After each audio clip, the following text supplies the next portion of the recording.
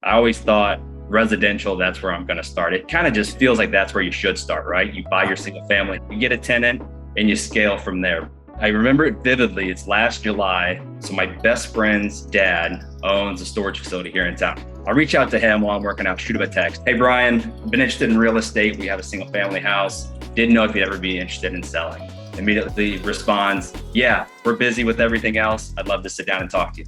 With storage, it's a totally different ballgame. I had no idea where we were at. I was just, nose to the grindstone for the first 4 or 5 months. And then I sat down in June, like, let's see where we're at. And I ran the numbers and I saw the returns. I mean, I knew we were doing well, but I didn't realize how good it was.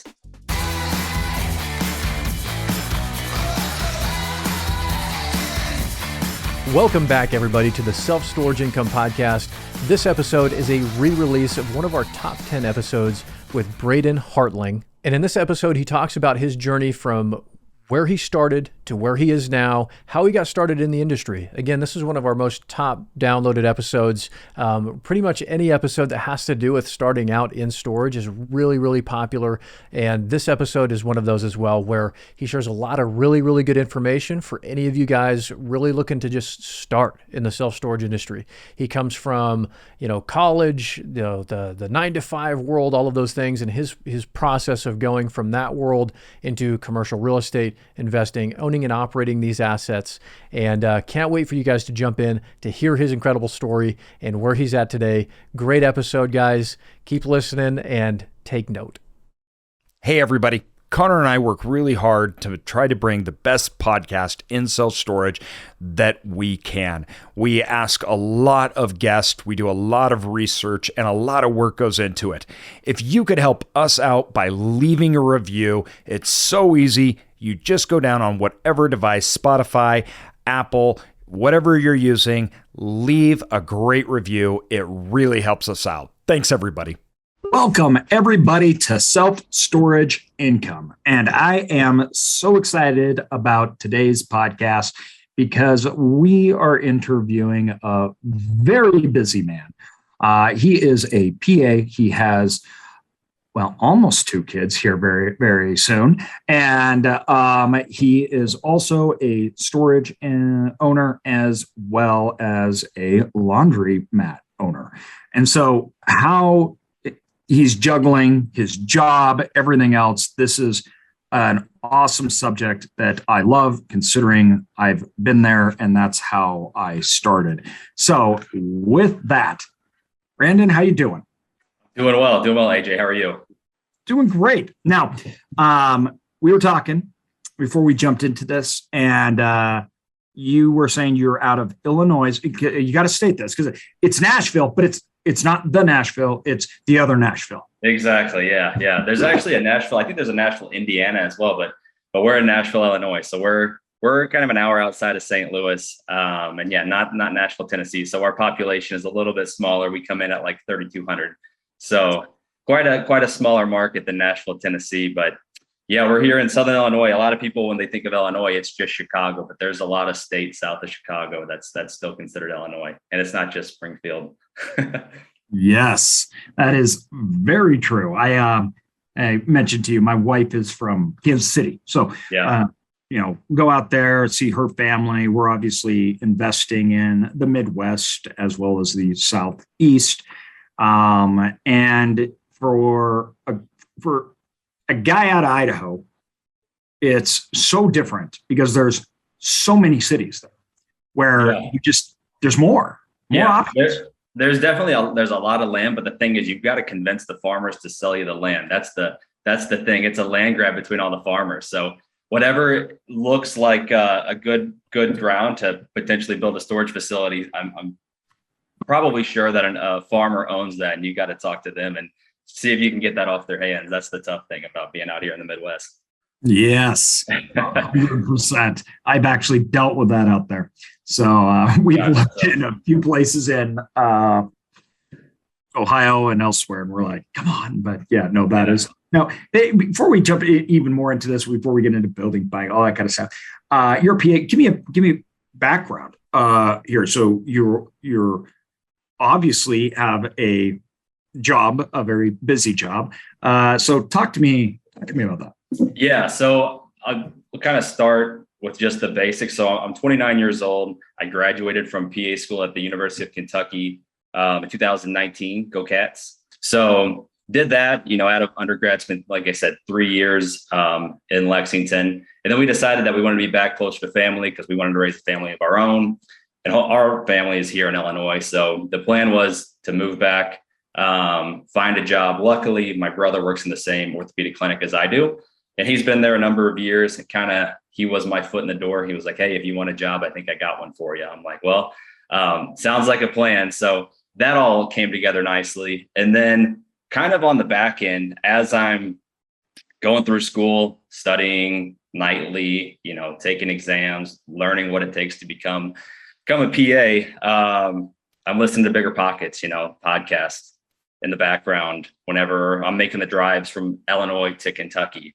And my wife, Chelsea, I'm driving her nuts because I feed her as much real estate as she'll listen to, but she's got a limit. She's not at the same level as I am, but understands the value that's there with it. So many years in PA school, it was kind of foundational for my real estate kind of career, if you will, just getting the backbone, learning the basics, what all the industry terms mean.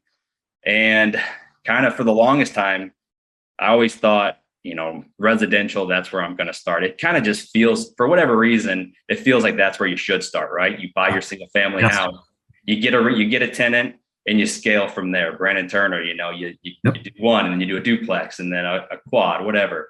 That was my same thought too. It's like, I'm going to start residential. Exactly. Yeah. So that's how we got our feet wet. So we bought a single family house with actually my brother-in-law and sister and my wife. We were all on it, formed our own LLC.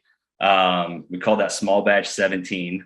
So we bought that house right during COVID. That would have been April of 2021, actually.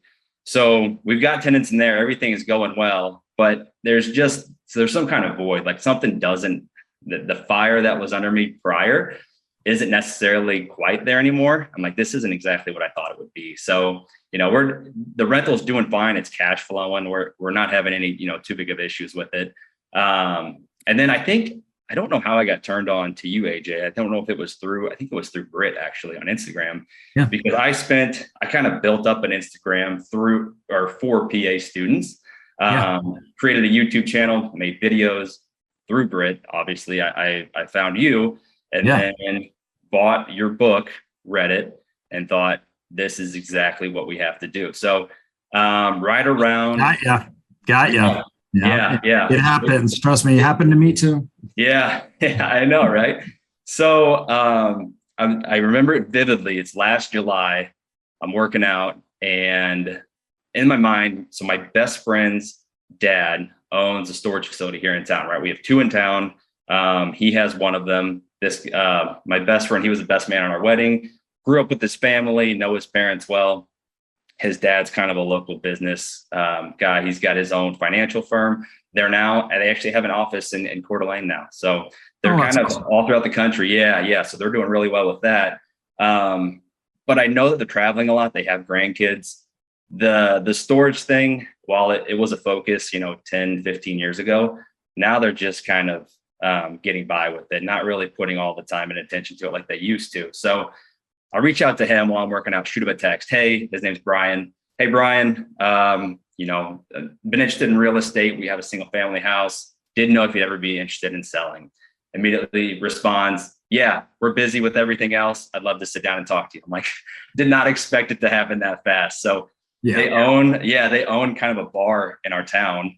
And my first facility tour, we walk out of the bar, got our beers in our hands, we walked through the laundromat, we walked through the storage facility, and kind of talk financials, ask for the necessary information, and kind of the rest is history. And that's where we're at, where we currently are. So how we got here, at least. Now the storage facility came with the laundromat. Yeah. The deal was, we said, hey, the storage facility looks awesome. We want to buy that. And he was like, if you buy the storage facility, you have to buy the laundromat. We're like, all right, well, let's look at the financials. Let's see what it takes to run a laundromat. Because never in my mind did I think I would own a laundromat, or we would own a laundromat, and I'd be working on washing machines. But here we are in August, and I'm fixing water valves and replacing boards on dryers. So Yeah. you never know what life throws at you. So yeah. And the way it works, I don't blame him, because the laundromat's built kind of within the storage facility. There's really no way to separate it, because behind the laundromat are storage units built into that same building. So yeah, we looked over all the finances, and I'm still young in my career, and my wife's a project manager, but we do well for ourselves for being kind of young professionals, but we're like, we're going to need help with this down payment. So if you can help us out there, then I think we might be onto something. So he shot a price to us. He said, $675,000 for everything. So we're talking basically 20,000 total square feet. Little less than 2,000 of that is the laundromat. The remainder is all storage. So that was his price. And we said, you know what? We're not even going to negotiate with you. We'll take the 675 if you carry the 20% down payment. And he agreed to do that. And that's, and how much was the carry, or it was 675 total. How much was the portion that he took as the down payment? So it was, let me do the quick math here. So we also, I'll tell this story in a second. So 20%, so 135, and then we baked in an extra 20,000 to help us with closing costs. So we said 155, and then there's a lot of back and forth. So there's a billboard on the property too, where the storage units are.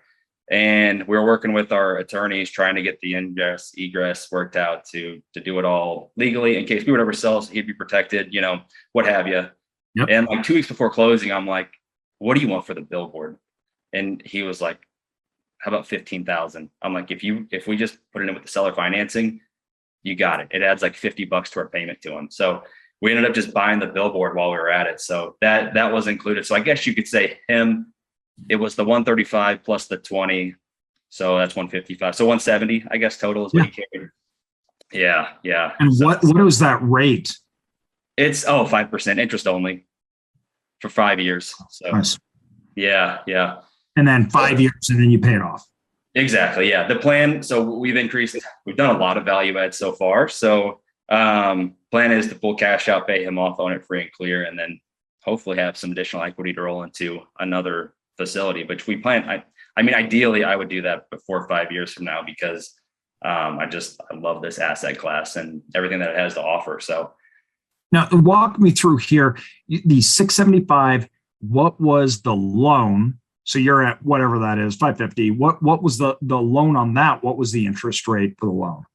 So it's funny, because we're in such a different environment now that whenever we were doing this, the appraisal took forever. This was right now time frame, we're talking like fall 21, and interest rates just keep going down, right? It's still in that environment. So we were waiting forever for our appraisal, and we didn't. So I think we agreed. We had a contract as of like April or September 21. We didn't get to the finish line until February 1st. So we were waiting on an appraisal this entire time. It took forever. So in the meantime, months are going by. I reach out to our bank. I'm like, hey, can we get a better rate? We're at 4%. They got us down to 3.9%. So, and then literally February happened. We closed, and then it wasn't much longer into the spring. Now interest rates are going back up. So our timing, while it was pure luck, we were so fortunate that we did it when we did, because everything is different now. Yeah, no, that's awesome. Now walk me through here. First of all, this your structure home run, right? Obviously, owner carries, which we're going to talk. I'm going to talk a little more about that, because I not only have some questions, I want to go into this. Walk me through here your revenue prior to acquisition. So what was the gross revenue on this thing, and what expenses was he running it out, and what was your net? Like, what was the financial month-to-month outlay looking like on this thing? Are you a new self-storage investor and want to know what that facility is worth, what the risk is, how to underwrite it? Well, that's exactly what we do in a feasibility study. A feasibility study, we actually look at the market for you. We look at the finances, the underwriting, we show you where the upside is, the downside, and all the risk. That is actually what you can provide to banks to get capital and investors. It's a big worksheet, which most banks actually require. So if you want to know what a storage facility is worth that you're looking at, come to us, follow the link in the show notes, and we will tell you. Yeah. So the laundromat, that was per year. It was pretty standardized, and you could pretty much bet on it making about 45,000 a year gross. And then storage was 50 to 55,000, give or take. Expenses, as far as laundromat is concerned, that's it. Laundromats they're a great revenue stream, but the one thing you have to account for is the maintenance and repairs on those machines. So that's higher, and I don't know exactly what his expense ratio was. I think it was, when thinking back to those documents, I think it was around 45%. And then for storage, I mean, he had a maintenance guy, but you know, storage, I mean, there's not a whole lot you need to do with it. There was quite a bit of deferred maintenance, which we've taken care of. We've luckily got a repair guy on board who's helped us tremendously with just replacing springs and moving tracks on doors, just numerous things that he's taken care of now over the last few months that have been huge for us, because previously the previous owner was just going in and fixing doors, kind of just pounding them back in place when they come off the track. Whenever tenants would call and say, hey, my door's off the track, and he'd quickly go in, put it back in place. But now that we have a repair guy, he's fixed all of those issues with us, and we've taken care of all that deferred maintenance now. But there was what was the second part to your question? So then what was the net on the self-storage off that 55 gross? Yeah. So let me look back. I think let me pull up a document here real quick, if you don't mind. I'm looking here. I don't think I have their exact NOI in front of me. I do know they were making accelerated payments on their debt. So what was it after you took it over? Just like first month roundabout, like you pay you've got a gross here of whatever we're talking about. That's like 100 and call it 10, right? Yeah, we were around 100, with laundromat and storage combined. So let me look. So my pro forma, what I had down was, month one, if we take over, literally just take the keys from them, and don't do anything else, run everything kind of similar to how they were doing it, around 1,000, 1,300 cash flow a month. You're looking at then, let's call the net would have been like 60,000, I guess. That was the NOI off of, this is both combined. So one thing we did differently though was we set up 2 LLCs. We had the laundromat in one and storage in the other. That's really good. That's 100% how you should do it. You definitely don't want those to be leaking in. So essentially, you're looking at, you're buying this thing at like a 9 cap, whatever. Now, right. I'm assuming though that a lot of that too is in expenses not included, right? So like, I'm sure it was kind of like you need to do marketing, things like that maybe they probably weren't doing at all, correct? Deferred maintenance, things like that. Deferred maintenance is probably the biggest thing. We've got no money in our marketing budget. We're full. We have kind of two. It's one facility, but then I've got to show you the before and after pictures. We had Janice come in. So basically the way it worked, kind of on the north end of our town, it's all more industrial. That's where kind of what we call like the main campuses, if you will, of our storage buildings. We have the 6 buildings there with the laundromat, 120 or so units out there. And right now, 118 out of the 120 are filled up. So we're doing well out there, but then they also threw in these other 2 buildings kind of in our downtown in-town area. Doors falling off the hinges, wood trim all rotted out. They're like, we'll throw this into the deal. We were just going to tear them down. So I went through, opened some of the doors. the plywood's in good condition. It's all concrete floors. I'm like, I think if we get new doors on this, we can turn these 2 buildings around and have 40 more units to rent out to people. So look, Janus right now they've replaced half the doors for us. They're coming back later this week to do the rest of them. But the difference is massive, and just how it looks. It totally changed the appearance of the facility and literally brought it up to a first class kind of facility, especially for our town. I mean, we're kind of, I don't even know if you would call us a 5th tier, maybe 6th tier market. So we're a very small market, but what's the population? 3,200. But what's interesting, so I know, storage is a very localized market, yes, a couple miles, right? But what's interesting, as you go out into a rural setting, obviously that changes. So it's almost like you just take into account the entire county as a whole. That seems like that's what our market is. We actually get people from the county to the south of us that come up and have rented our units from us already. Because we have a lot of we have kind of blue collar industrial jobs right next door to the storage facility. So we get a lot of commuters back and forth. So I think we draw attention in that regard. Our location is awesome. We're right on a very busy highway. So our market is very different than what you would typically see in a kind of a first or second tier market. And so first of all, I'm looking at this and you're going, okay, you got this thing for under $1 million, substantially under $1 million. You're like 675, right? Yeah. Taking that kind of NOI, I mean, day one, you could argue, even with some increased expenses, 6 cap, you're almost at $1 million. So you clean it up, you put software in there, you incur some larger expenses, maybe through deferred maintenance, things like that. But it doesn't matter, because just by operating a well, cleaning it up, you're saying that you could turn around and probably sell it for more. So you've got this spread of probably 200,000 in equity, right? Day one. Yeah. You're going in, you're adding 30 more units, what is the total amount of units out of that 20,000? We're around 160. Right around 160. Yeah. All right. Yeah. So you're going to increase, by 10%. Let's just easy math here.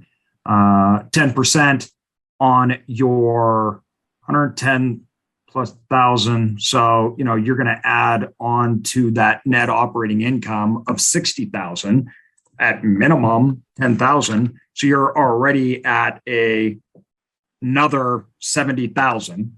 That add-on right there is another 100 and something thousand. So just the add-ons, you increasing expenses, but kind of building it up that way, you quickly added enough equity to cover what the owner carry is at 155,000. I think that's, all day. Yeah. No, you got it. And AJ, 2 months into this, we did our first rate increase, 10% across the board. Nobody messaged us. Nobody batted an eye. I think they expected it with inflation and everything else. But what we did, because I was born and raised here, I kind of know what this town is like, what it expects. So we sent out, individual postcards to everyone with our logo on it. We kind of rebranded everything, put the logo on it, made it really nice, and said, hey, we're going to bump everyone up 10%.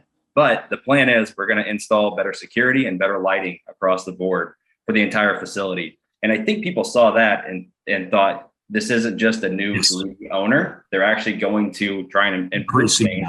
So, it went over well. And like I said, nobody complained, nobody called, and maybe they grumbled against their friends, but nobody moved out. And at the end of the day, I think that says it all. So you're talking about a 10% increase in gross revenue, plus a 10% increase in overall units. More in units, actually. So what we found out, kind of an interesting thing here, and there was more so almost an error on our part, just because we had never done this before, being naive, and just kind of learning as we go. We drive through the facility, see all the units with locks on them. All right, awesome. We're fully occupied, right? First month ownership, going down the rows. I have my sheet in front of me, who's paid, who hasn't, right? All of a sudden I'm seeing units that aren't showing up on our property management, right? I'm like, what in the world is this? This person doesn't exist in this unit. So I call the previous owner. You guys know who's in this unit? No, that lock's been on there for years. We have no idea. Yep. I'm like, all right. Talk to our attorney. Hey, what's the best way about, going about this to figure out what to do with this? So at the end of the day, we posted a sign that said you have 30 days to notify us or the previous owner about who you are so we can, start charging you. Nobody responded. Opened them up a month later. 9 out of the 10 are empty. Within a number of weeks, we had all of those turned around, rented out. So on top of that, so that was value add right there. They had what they called accumulator units. So when people moved out, they would hold on to things and then just store them away in a unit. It was kind of theirs to hold on. They put their kids through school. They had couches and bed frames, dressers, what have you, that they just held on to for various uses. So we got them to clean out all of those units and kind of consolidate everything into one big unit that was 1,500 square feet. They used to have like a commercial tenant in there. So we got them to put everything in this big unit. We're like, all right, great. Everything is rolling. It was a Saturday in March or April. I get a phone call from this. I don't know if I can say who it was. It was someone who does freight. They do a lot of shipping and receiving. Yeah. So they're like, hey, do you have a large unit available? We want your facility to kind of be our hub to connect us from kind of the St. Louis area to Southeast Missouri, Southern Illinois. I'm like, we've got a unit available. Let me get back with you. So I talked to the previous owner. Hey, sorry, you guys are going to have to get out of this unit as fast as you can. So the plan for that unit before I got a phone call from this individual was to convert it to 10 by 10s. It was just 1,500 square feet, big kind of open warehouse, if you will. So that was supposed to happen in like year 2. Take this large unit, convert it to all 10 by 10s. We were going to have like 10 by 10 units out of that thing. So we didn't do that. We just started charging them $700 a month. And then we got them to sign a 12-month lease with us. So right off the get, within, 3 to 4 months, we've got 10 units rented out that were empty, that had locks on them with the previous owners thought maybe there was someone in there, maybe not. We've got the large 1,500 square foot unit out at $700 a month. We've got our 10% rate increase, and we're now offering tenant protection. On top of that, I have Da Vinci locks. Familiar with Da Vinci, right? Yeah, so we rent those to tenants. When they book with us, they get an automated message telling them what their code is on their lock to the unit. They love that. So $2 a month per lock if they want it, great. If not, they drop it off in our laundromat in our Dropbox. So we've added value in so many ways, and now we've got these 40 units that we're about to open up to everyone, and hopefully get those leased up within the next year. So based upon your changes now, what's your projected NOI? We're in Mississippi right now, and we're turning this storage facility around. Now, lots of people are out trying to buy facilities, small ones that range everywhere from $300,000 to $4 or $5 million. Now, they're worried about getting the money or having the financing. This is why we team up with Live Oak Bank, because they get this. They understand storage. In fact, we have them help us underwrite deals for our students and others, because they are one of the best people in the industry when it comes to getting loans, especially small business loans. They can actually help the customers when they find the asset, understanding how much debt can I get? What's it going to look like? Not just because of the customer they're working with, but because of their knowledge base. That changes them from being a bank to being a real asset to the customer. We recommend Live Oak Bank to our students as well as others that are trying to get into the storage business. They have an in-depth knowledge of this asset class, so it's more than a bank. It's more than simply getting money. They're actually an asset and a partner to them, helping them go through all the things that they don't know and understand. You mean after these 40 units go up? Yeah. Our gross will be like 160 if you include the laundromat. So we went from 100 to 160. That was our gross. before. So you're like at keeping the expense ratio the same. You're at like 120,000 net. I have it a little bit lower, maybe like 103, 105. Okay. Yeah. So we went from 60 to currently right now, kind of around the 85 mark. And then once those other 40 units lease up, we'll be just over 100,000. So at your same cap rate that you purchased it on, your asset is now worth almost 1.3 million. Right. And if you went that to a cap rate that is more in line with actual markets, which you can get because you cleaned it up, now it's nice, right? Right. So it's easier to operate. It's 1.7. So right now you're somewhere between 1.2 and 1.7 in the next, let's call it 6 months, right? Yeah. Worth of value. So whatever, range from high to low, doesn't matter. You bought it for 675, so 675,000. Let's go. Just take the in between. You've doubled the value. Yeah. Now, off that, if you go to refinance, a bank will use more in line of a cap rate. So they're not going to use the first one. They're going to use something like a 6 cap. That's standard, right? Yeah. You see. So with the 6 cap, you're at like 1.75. So if you refinance that at 1.75, you need to put 30% down, right? Right. Go up 500,000, whatever. Yeah. So take your 500,000 out. Now you are at 1.2 million from the bank. You pay off all 675,000. You got the billboard too. That was the 15,000. Oh yeah, billboard too. Don't forget the billboard. That's right, billboard. Call it 700,000. Doesn't matter.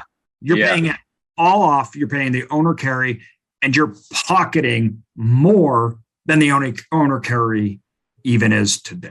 Yeah, isn't that crazy? And you can probably do that in a year. Yeah. And we're doing that in a market with a population of 3,200 people. So it's like, if we can do that here in our small little town, it's like you can do that anywhere. Well, seriously, dude, like I tell people this all the time. If I wanted to get higher yields, I would go into smaller markets. Yeah. So I heard you say that before. Yeah. I cannot. People are like, well, yeah, but I'm not investing in big markets like you are. And I'm like, yeah, that's a disadvantage to me. I cannot get the yields. Now, I'm deploying capital at like 50 million pops. So I can't go into a small market anymore because that would erode away my returns because I have to deploy so much capital. But unless you're doing 50 million at a time pop, right? Yeah. Your yield compared to mine, it's not comparable. Yeah. It's just not. Yeah. I can't get yield out of assets in bigger markets that cost that much money for a lot of reasons. First of all, when you're deploying that much money, they're doing a good job. When you're buying 150 million in assets, they're not terrible, right? Now, they're not good. So we're still buying assets that have no marketing, no anything else, no expansion. Right. We're getting great returns, but we're not getting in 1 year 100+% return. Yeah. Right. That's going to take me years, 3 to 5 years to build up, things like that. A lot of people don't understand this about particularly self-storage. There is so much yield in these assets.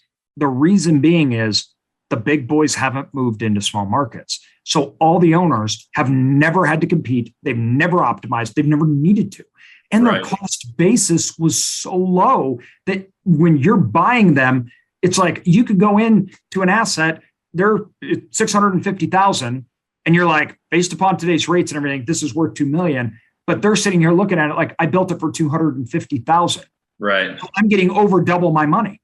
So if you buy them, they get a huge windfall. It's a great investment to them. They've multiplied their original amount which may have been $50,000, and they're pulling out $500,000. They've 10x'd it plus the cash flow. And then for you, you're doubling the asset, which is 3x your capital. It's a win-win. Yeah. The owners are happy to sell it. They get a huge windfall. They've gotten depreciation, cash flow.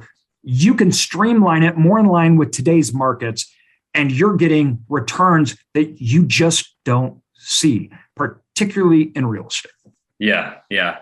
And returns, I mean, I always refer back to residential, and it's like to just go from 0 to 120, now potentially up to 160 tenants with one property. I mean, that would take, multiple apartment complexes to get to that level to get to that scale. And with storage, it's everything. It's a totally different ballgame. And it just makes these returns. Like whenever I ran these numbers, I had no idea where we were at. I was just, nose to the grindstone for the first 4 or 5 months. And then I sat down in June, like, let's see where we're at. And I ran the numbers, like you said, and I saw the returns. I knew we were doing well, but I didn't realize how good it was. And it was just, and we haven't even talked about the laundromat. It's like, we're increasing value there in a totally different way. So it's been fun so far. It's so, it's so powerful and impactful, which, by the way, you still have your job, right? Exactly. Yeah. That brings us right back around. You're still working. Now, I do have to ask you this. All right, let's talk about your job here. So how long would it take you to make, do some math here.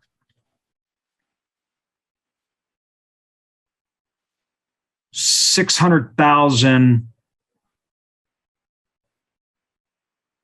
Cut that down. $500,000 tax free. It's your job, right? Like obviously you don't have to share that. The point being is you're going to do that in 1 year, and on top of that, you still own the cash flowing asset. So let's say after all improvements and everything else like that, you get a new loan, interest rates are higher, and everything. So it's not that good. You're making $55,000 a year in cash flow. Cut your net income in half, and you made $600,000, which can come back to you tax free because it's in the form of a loan, and you're still making $50,000+ a year. On this formula too, a lot of people don't realize you have a formula that can be repeated without your own money. Yeah, exactly. Yeah. People always, the biggest issue is always the capital, right? It's like, how do I find the money to do this? And I always, bigger pockets. It was always, you need 3 things, Braedon, you need 3 things. You need money, you need knowledge, you need hustle. You yourself don't need all 3. You need 2 of the 3, but you need to go find that last one. And for us, it was, I've got the hustle, I've got the knowledge. If I can find the money, we can do any deal. This is kind of a thing that drives me nuts when people use money as an excuse. If that is going to be your reason for not starting, don't ever start. Yeah. Because this is real estate. You'll never have enough money. I have never had enough money ever. I don't know. I don't. How am I supposed to do $250 million in every single year? Yeah. You think I do that with my own money? Yeah. No. So if you can't learn how to, without money, start a business, start investing in real estate and grow, you can't have it. Yeah. Exactly. We are trained on consumerism. Yeah. I have to have money to buy something. That is not how the economy works. Yeah. At all. That's just not how it works. The money that is attributed to the economy is attributed to investments. It's sourced. It needs to be allocated. Banks have to spend money to get money. Other people need to spend money in the form of investors. You also have things like preferred equity that isn't quite equity, but it's not quite debt. There's all of these endless layers of money, trillions of dollars that have to be moved through the economy. Business owners and investors are the ones that move the money through the economy.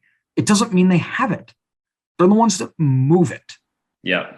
Yeah. No, exactly. And I think one thing I want to point out, and it's kind of a mental shift, a hurdle that you have to go through whenever you're deciding to take that leap into, for us, this was a massive deal, right? We did one residential house and we bought that for $86 $6,000. We spent more money out of pocket closing on that house than we did on this deal, because we didn't bring any money to the table on this deal. For the house, we had to split the down payment with my brother-in-law. So, we spent $6,000-$7,000 that we brought to closing. This deal totally different. And when you look at the numbers and you're looking at that debt service payment and you're factoring in, with the seller financing payment, you're around $3,500 a month, $4,000 a month. I mean, the number of times that I ran through those numbers just to confirm, okay, this is what it is. Margin of stupidity, right? I'm like, so you always harp on margin of stupidity. I'm like, if we totally mess this up, how bad off are we going to be? If we go totally south, are we at least going to break even? And every time I reran the numbers, it was like, we'll at least break even. We're not going to lose that. We're not going to lose our shirts on this one. I think we're going to make it. But you just, to take that leap and to do a deal like this, you just have to trust that the numbers work and that you've done your work on the front end and that it's just going to work out like it should. If you've done your homework, then it should work itself out essentially. But that was a tough thing for me, going from one single family house to now a 20,000 square foot storage facility and laundromat. So big mental hurdle right there. It really is. And it's hard to, I used to envision like the world was divided into two, and I believe the government has created a curtain through its legalities between accredited investors, non-accredited investors, things like that, which is a whole nother discussion, a soapbox I'm not going to get on right now. But they, and behind the curtain was how the world really, really worked, right? And on the other side of the curtain, that's where we're all introduced, and that's right. That's how we go. And we think the world works like that. And that mental hurdle of getting over the fact that the world doesn't actually work like this is hard. It's not just because the educational system teaches it, but it's because that's day to day. So if I go to a store, if I participate, anything I do day to day is on one side of the curtain, right? Yeah. And it's only behind the curtain that brings things to the forefront that we don't see. So no one is exposed. It's so rare to be exposed to how it works. And then once you understand it better and once you learn it, it's like the potential is unlimited. I don't need all these things that I thought I did because consumerism, I had to be rich to have the car. Exactly. Right? That's not how it works, though, the other way around. And once you see behind it, though, man, you just can't not see it anymore. Huh? Yeah, exactly. No, you got it right. Exactly. So what are your plans now? You got this facility. You're doing an awesome job. You're doing all the right things, changing up doors, increasing lighting, security. You're improving the property. You're headed towards a refinance. You refinance the owner carry out. You take your money. You pocket the money that you can. And where are you going? Are you wanting to do this side? Do you want to? You're a PA. Do you want to move out of that? What are your plans? Yeah. So in my mind, I've always thought in the next maybe year or 2 years, kind of really look and find a second facility for ourselves. As interest rates go up, you said it yourself, you've seen deals fall out of contract. Things are changing. There are going to be a lot of deals out there. So I think just kind of positioning ourselves strategically, holding on to cash, keeping good relationships with kind of investors, if you will, whether that's just family right now, people who have money that are sitting on the sidelines, just wanting to deploy it somewhere. Keeping that in the back of our mind, and then definitely want to find a second facility. I can't just stop at one at this point. So don't plan on retiring anytime soon. Like I said, I love my job. Being a PA is a very rewarding career. I'm very blessed and fortunate to be in the field that I am, because I know there's a lot of people who they get into real estate because they want to quit their 9 to 5. They want to get out of it. They're tired of their boss or whoever.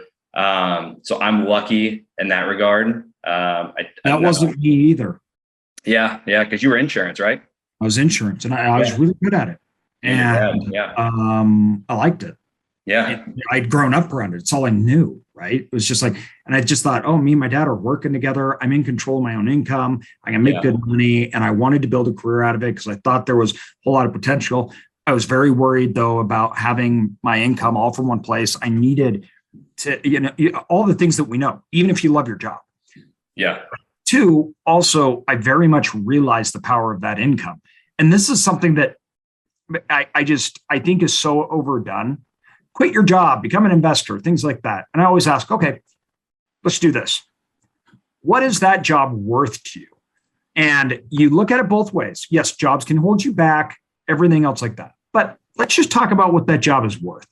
If you look at it from a real estate standpoint, in today's age, $100,000 is like you're talking about like $2 million value. Mm-hmm. If you make $100,000 a year, you have a $2 million asset. Yeah. So getting rid of that $100,000 a year, right? It's not just that puts you back. It is a lot, because if I have to buy a $2 million asset to make that, if I want to grow, well, then I need to save it up. I need to refinance. I need to do all these things to do it again, Losing my income sets me so far back because of the future potential. Yeah. Right. It really hurts me in that journey. So one of the big reasons I didn't want to quit or anything was because I wanted to fuel my real estate journey. And I knew that I was actually the biggest liability. Yeah. Right? I was I'm going to drain the company. Yeah.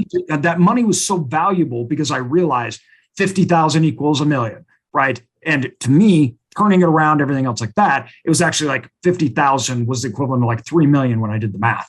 And then 100 or 150,000, it was like 5+ million. So I'm like, I can't quit my job. And so we built our real estate business for a decade without ever taking money out because it was too valuable to us. Yeah, absolutely.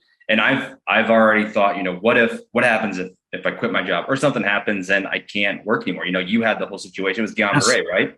Yep. Yeah. So it can happen to anyone, right? Anyone, anytime. Yeah. So you look at it right now, and if you have your W-2 job and you have an income, it's different whenever you have a side business, when you have something in real estate that's making you money. I look at it now and I'm like, this is all extra. What we're doing right now, we're reinvesting to the business. I'm like, if I didn't have my primary income from my job right now, we look at things totally different, right? I wouldn't say it would be less. I'm not really wasteful right now, but it would be much more, we have to make this dollar this month. Otherwise, who knows what might happen, because we're also trying to live off of this. We have to make this sustainable. But right now, this is all on the side. It's all kind of its own thing. So it's out there doing its own thing, making its own money while we've got the W-2 jobs. And those are our primary means of income, what we live off of. Whereas this is all kind of our savings vehicle. So 100%. Yeah. So it's like, I look at it like this. People try to put it in one side or another. It's not. It's all one. Yeah. Right? And it's a balancing act. And I feel people that they don't know what to do. And it's obviously totally different if you hate your job. Yeah. Right? If you hate your job, this is a totally different thing. If it's a brain suck, where I felt like I'd worked really hard to be in the position that I was, and it was actually, there was some good I could pull from it. So I didn't want to take one away. But at the end of the day, and like yours that we're talking about here, your overall financial outlook encompasses everything. It encompasses income, investment, encompasses all these things, right? Yeah. We view it too much in society as one or the other. I either am a real estate investor, I have a job, or I am a business owner, right? Job. And I look at it like it's wealth and financial independence and freedom is a journey. It's not an event. And you can't look at it so black and white, because that's a question I get all the time. Should I quit my job? And I'm like, well, do you have income? Do you have, I don't know. Right. Yeah, exactly. And it's like, what are your goals? What are you trying to achieve? But either way, you should never do just one. Yeah. Ever. Yeah. Ever. If you have a job and you're not investing in real estate or anything else, you're missing 50% of the entire journey. Yeah. And even if you love your job, you should be doing everything you can on the side to create financial independence. Yeah. You don't have to hate your job. And so then you get into financial dependence. It's just people that hate their job, it's like there's a little more desire there. Exactly. Yeah. They've got more of a fire under them. Yes, exactly. Which I don't know where I get it. Maybe I think it's my dad, that his work ethic, because he started his own business at the age of 14. He owns his own pest control company. So went out working with him when I was young and kind of learned the value of hard work through him. But some people might, when they see people with full-time jobs who have an income that they can live off of and do okay with, it's not as easy to just, put in the hard work and effort into something like a storage facility if you don't necessarily need it. But it's just something that for us, we absolutely want our kids to be taken care of, and hopefully our kids. And, through the laundromat, I take my little boy up there now. He gets fruit snacks out of the vending machine. He helps me sweep on the weekends. We have a cleaning lady that comes in during the week, but it's teaching them the value of hard work and him seeing a physical asset that is, this family's, that he can take part in and kind of learn the value of hard work as he grows up. So it's not only the financial savings vehicle, but also teaching life lessons to our kids too. So I think that's equally as important. I couldn't agree more. There's nothing, at the end of the day, teaching your kids how to be in more control of their lives, right? That's a big thing. It's like, for me, I'm the same way with you. I obviously could retire, and I obviously am doing the opposite of that, doubling up and keep going. And I find that generally people that are really successful, they drive themselves and they're willing to do it. They have that work ethic where they're going to work, right? It's not just a point to not work. Right. And I think financial freedom isn't the freedom to do nothing. It's the freedom to do more. And there's people that embody that and they go out and do it. And that really, really helps you out when you're starting. And I, grew up in a place where hard work was the most desired achievement you could ever have, right? It was just like, whoever's the hardest worker is the best. It was such a valued thing. It was just like, that was the top you could do. And I'm really grateful for that. I'm really great. And then you're right. That's something I want to teach my kids. Yeah. And I want to make sure that they know, because it's not just about hard work, but obviously the creativity of it. Instead of making excuses, you went out, you figured something out, you made a deal, you got owner carry done, you didn't have the money, you didn't need it. Now you're working hard on that on your side. You got your job, you got your family, you're building it out, you're creating more financial independence, and you're creating an overall process strategy that is repeatable and pass on. Right. And that's what it's all about. Yeah. Yeah. We're super blessed and fortunate to be in the position we're in, but we're working at it every day for sure. Well, and anybody can do it. I mean, it's absolutely, I think that's the shocking thing. There's so many of these opportunities out there. It blows my mind. It really does. There's so many storage facilities, and we're in a time right now where I get people. It was crazy. It was crazy the last few years. That's not the same anymore. It's done. Exactly. And owners that have small facilities in smaller markets, stupid money's not buying them anymore. Mm-hmm. You can't do it. They don't get to sell it at some crazy number that doesn't make sense. They don't get it. It's gone. Banks aren't going to lend to them. Right. Private capital's not flowing in. So now if you're looking at deals solely on the cost, those are back. And if you compare that to also the upside, you get a deal like yours. Yeah. Now, the problem is most people want it their way. I don't want a deal there. I want a deal in my city, or I want a deal in this location. I want it to be a bigger city. And the market doesn't care at all what you want. Exactly. But it's, you can figure it out. You can make it work. And I think this story is just awesome. I love what you've done. Great deal breakdown. Thank you for sharing it with us.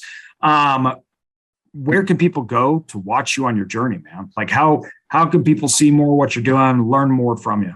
Yeah. So I'm kind of slowly growing a social presence for us, but I'm on TikTok. I'm a millennial, so you can find us on TikTok. We call ourselves the Storage Mat. We post videos on there, so you can message me on TikTok. I also have an Instagram called the Storage Mat. That's pretty new, so there's not much of a following there, but that's probably the two best ways to get in direct contact with me. Awesome. Well, we can add those in the show notes. And dude, thank you for coming. Thank you for the deal walkthrough. Appreciate it. I'm so excited for you. Absolutely. Yeah. Thanks really for having well me. structured. Really well structured. You did Appreciate it. I learned from the best. There you go, man. Thanks. Appreciate it, man.